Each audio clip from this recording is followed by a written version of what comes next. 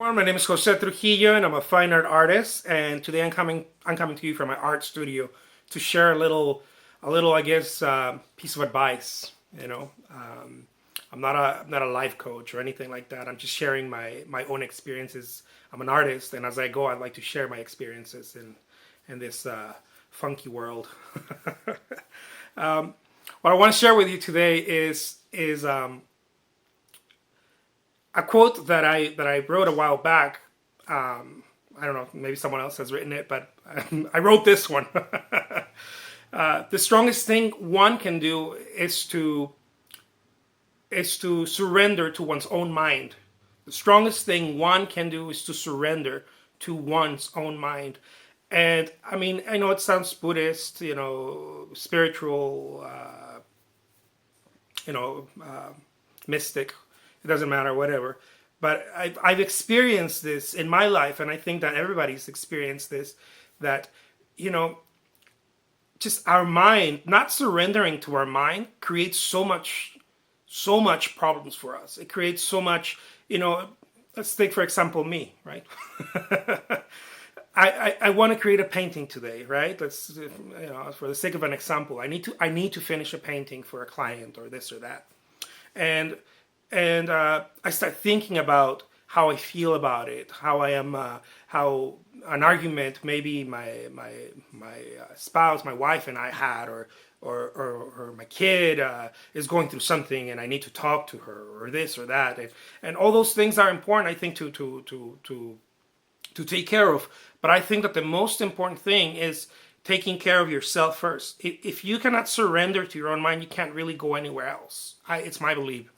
And like in this example, I want to finish this painting. I want to, you might be a lawyer, you might be, an accountant, or working shipping, or this or that, whatever it is that you do, have a small business. It doesn't matter. It is the same thing. You get bombarded not only by other people's things, but with your own mind. You get bombarded with your own feelings. Feelings, how I feel, how that I respond to that. A lot of introspective.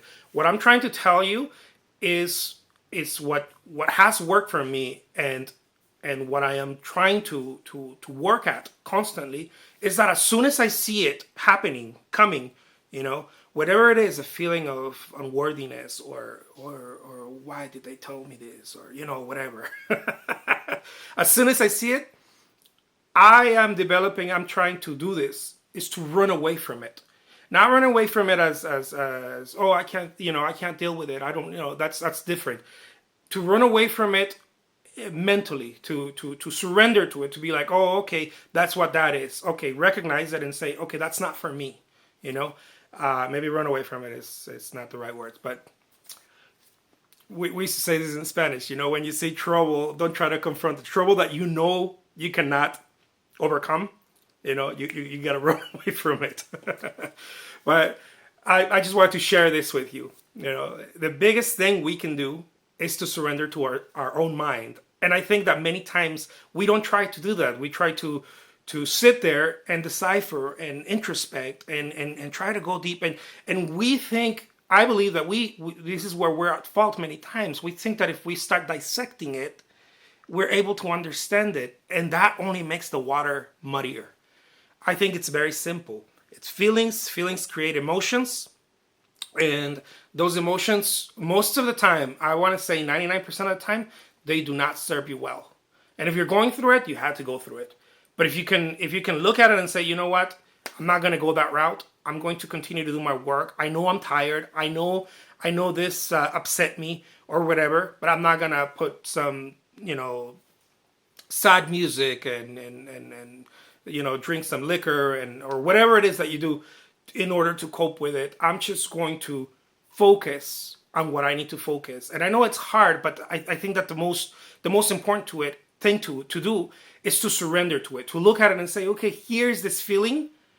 It's fine, but I have to do this.